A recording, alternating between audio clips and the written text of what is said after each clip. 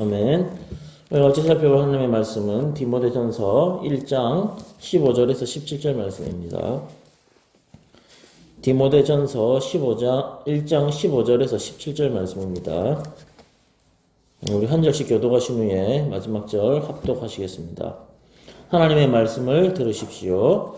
미쁘다 모든 사람이 받을 만한 이 말이여 그리스도 예수께서 죄인을 구원하시려고 세상에 임하셨다 하였도다. 죄인 중에 내가 괴순이라.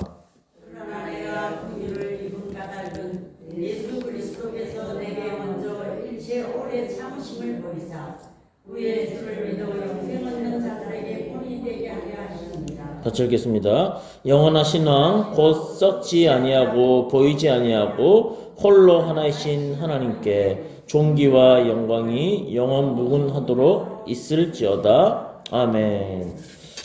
이 말씀은 하나님의 말씀입니다. 예수님이 오신 이유와 우리가 살아갈 이유라는 제목으로 같이 이 시간 말씀 살펴보기 원합니다. 오늘 본문에서 바울은 예수님의 구원 사역과 이 구원받은 자의 삶이 어떠해야 하는지를 우리에게 각각 말해주고 있습니다. 이 시간 먼저 그리스도께서 이 땅에 오신 목적에 대해서 살펴본 후에 그리고 구원받은 성도의 삶이 어떠해야 하는지 각각 차례대로 살펴보기 원합니다. 먼저 오늘 본문 15절을 보시면 미쁘다 모든 사람이 받을 만한 이 말이여 그리스도 예수께서 죄인을 구원하시려고 세상에 임하셨다 하였도다. 죄인 중에 내가 괴순이라. 오늘 본절을 통해서 우리는 예수님이 이 땅에 오신 목적이 무엇인지를 분명하게 알 수 있습니다. 죄인을 구원하시려고 세상에 오셨다고 명백히 밝히고 있다는 것이죠. 자, 근데 본절 15절 앞에 보시면 미쁘다라고 이렇게 표현하고 있습니다. 바울이. 이 미쁘다라는 말이 쉽게 말해서 무슨 말이냐면 믿을만하다라는 의미를 가지고 있습니다. 믿을만하다. 따라서 이하에 언급되는 모든 말들은 사실 전적으로 확실하게 믿을 수 있음을 강조하는 어구로서 주님께서 자주 사용하셨던 진실로에 해당하는 말이라고 생각하시면 된다는 것이죠. 자, 그런데 사도 바울이 이러한 표현 뒤에 그리스도 예수께서 죄인을 구원하시려고 세상에 임하셨다라고 이렇게 말을 하고 있다는 것이죠. 사실 여러분 이 말씀은 교회를 다니는 사람이라면 주일학교 아이들조차도 알고 있는 말씀이죠. 주일학교 아이들도 예수님께서 우리를 구원하시기 위해 오셨다는 정도는 알고 있다는 것입니다. 자, 그러나 실질적으로 모든 성도들이 사실 마지막까지 잊지 않고 가슴 속에 새겨야 할 말씀이 무엇이냐면 바로 오늘 이 말씀이라는 거죠.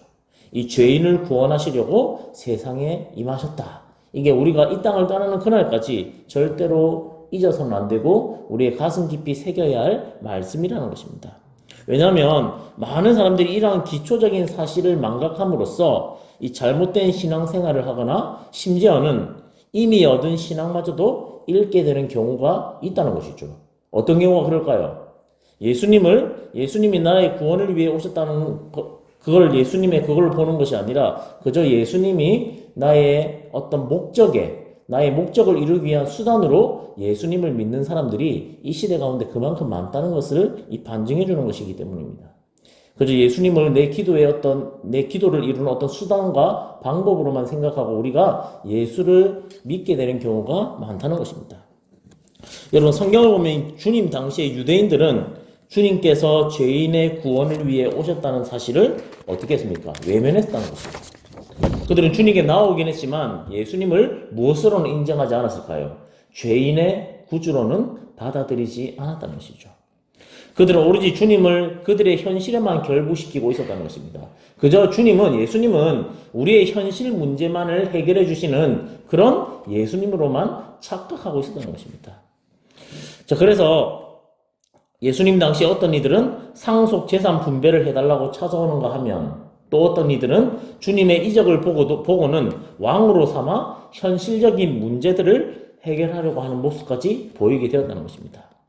그래서 주님께서 이러한 그들의 청을 모두 거절하시고 주님께서 집중하신 것은 다른 것이 아니라 바로 복음이었다는 것입니다.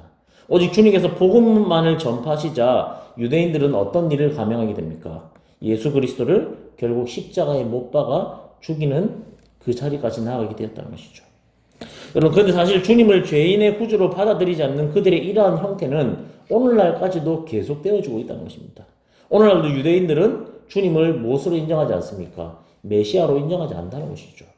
그들은 메시아가 오면 전쟁도 사라져야 하고 이 질병도 없고 그야말로 태평성대한 세상이 와야 하는데 현실은 그렇지 않으니까 이 예수는 메시아가 아니다라고 그들은 그렇게 생각하고 있다는 것입니다. 여러분, 예수님은 우리가 분명히 기억해야 할 것은 우리의 상황이나 환경을 좀 더 낫게 해주시기 위해 이 땅에 오신 것이 아니라는 거죠. 사실 그것과는 차원이 다른 뜻을 이루기 위해 이 땅에 오셨다는 사실입니다. 바로 그것이 구원의 문제라는 것입니다. 여러분, 세상에 사실 구원보다 중요한 문제가 어디 있습니까? 그런데 우리의 관심은 언제나 구원보다 무엇에 있습니까? 우리 앞에 당면에 있는 이 현실의 문제 앞에 우리는 묶여 있을 때가 더 많다는 것이죠. 사실 구원의 문제는 모든 것이 해결됨에도 불구하고 우리는 우리 눈앞에 있는 현실에 아동바동하면서 살아갈 때가 굉장히 많다는 것입니다. 여러분, 사실 이것이 비단 유대인들만의 이야기일까요? 오늘 우리 주변의 많은 성도들의 이야기이기도 하다는 것입니다. 이 많은 부흥 집회를 가보면 축복 성회라고 하여 이렇게 질병이나 가정 문제 그리고 이 사업의 형통 등을 주 내용으로 홍보를 하는 모습을 보게 됩니다. 그래야 이러한 제목에 이끌려왔던 수많은 사람들이 한껏 기대에 부풀어서 목청껏 주님께 부르짖다가 효과가 없으면 어떤 일이 일어날까요? 예수 믿어봐야 별거 없다 이렇게 하면서 돌아서는 경우가 적지 않다고 합니다. 그러니까 여러분, 오늘 우리가 본절에서 사도 바울이 힘주고 말하고 있듯이 그리스도께서 이 땅에 오신 가장 본질적이고 가장 중요한 목적은 바로 다른 데 있는 것이 아니라 죄인을 구원하기 위함이라고 분명히 말해주고 있다는 것이죠. 여러분, 그렇다고 해서 물론 병고침을 받고 사업이 형통하고 이 가정의 문제들이 해결되는 것 이러한 것들이 당연히 중요하지 않다는 것이 아니죠. 그러나 이러한 것들이 1차적인 목적이 되어서는 안 된다는 것을 말해주고 있는 것입니다. 현실의 문제만을 쫓다가 현실의 문제 해결을 위해 주님을 쫓다가 목적을 이루지 못했다고 해서 우리가 예수를 믿는 이 신앙을 버려버린다면 사실 과거 예수의 이적 행하심을 보고 쫓다가 자기들의 목적을 이루지 못하자 예수님을 십자가에 못 박는 유대인들과 사실 다를 게 무엇이 있겠습니까? 그러므로 오늘 우리는 이 그리스도의 복음과 십자가 앞에서 먼저 우리의 죄 문제를 깊이 생각하며 늘 새로운 심령으로 거듭나야 한다는 사실입니다. 그리고 이러한 복음을 전함으로써 죄와 사망으로 신음하고 있는 이 땅에 근원적인 구원과 축복을 전할 수 있는 성도들이 되어야 하는 줄 믿습니다. 이 사명을 기쁨으로 감당하시는 저와 여러분 되시기를 축복합니다. 자, 우리 먼저 앞에서 주님께서 이 땅에 오신 이유에 대해 살펴봤다면 이제는 우리가 살아갈 이유에 대해서 같이 살펴보기 원합니다. 17절을 보시면 영원하신 왕 곧 썩지 아니하고 보이지 아니하고 홀로 하나이신 하나님께 존귀와 영광이 영원무궁하도록 있을지어다. 아멘. 여러분, 우리가 아는 것처럼 이 디모데 전후서는 비교적 사도 바울의 말년에 기록된 서신입니다. 말년. 그래서 사도 바울은 자신의 과거를 더듬다가 하나님께 받은 은혜를 생각하며 거기에 대해 감사하며 자신도 모르게 이러한 찬양을 지금 올려드리고 있는 것입니다.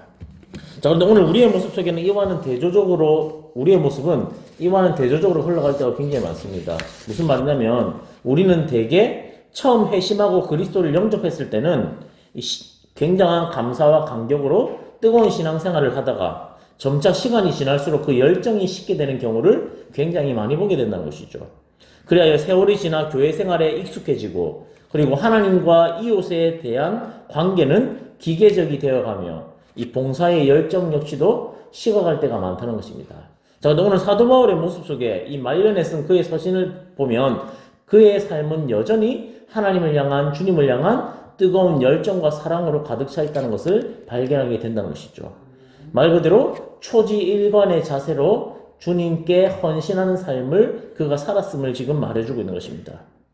우리는 사도 바울의 모습 속에서 혹 세월이 주는 타성과 매너리즘에 빠져 처음 가졌던 신앙과 열정을 잊어버리고 있지는 않는지 돌아볼 필요가 있다는 것이죠.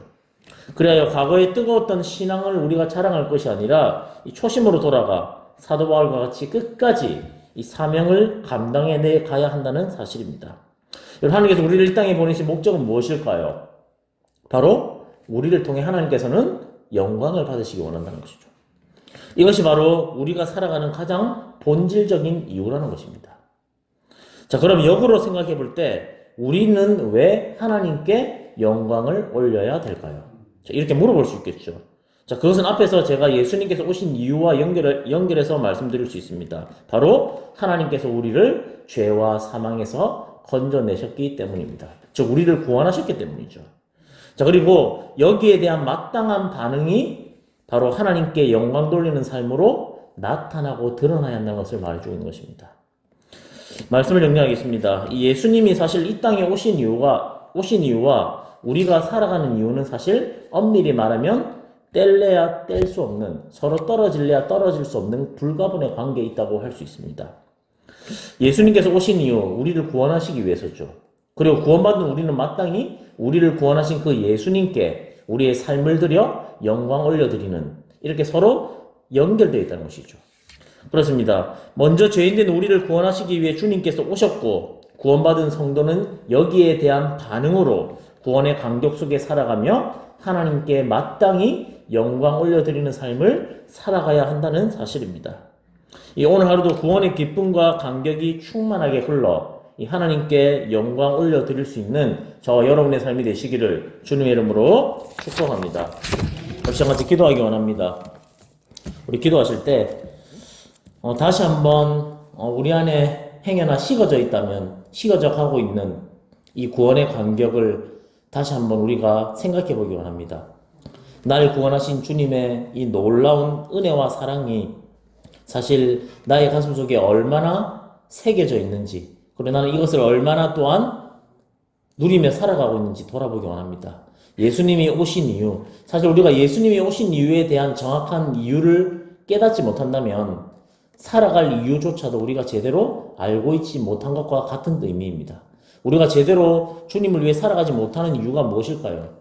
주님께 받은 이 구원의 은혜와 감격에 대한 그 의미를 제대로 알지 못하기 때문에 우리가 제대로 살아가지 못하는 것입니다. 정말로 이 구원의 기쁨과 감격이 얼마나 큰 것인지를 우리가 제대로 안다면 우리는 하나님께 영광 올려드리는 삶, 그리고 주님을 위해 살아갈 수밖에 없는 존재들이라는 것이죠. 오늘 하루 살아갈 때 이 구원의 감격이 내 안에 다시금 충만해질 수 있는 은혜를 부어달라고 우리 같이 한번 기도하시고 개인의 기도 제목 가지고 주님 앞에 나가겠습니다. 기도하겠습니다. 하나님 아버지 감사합니다.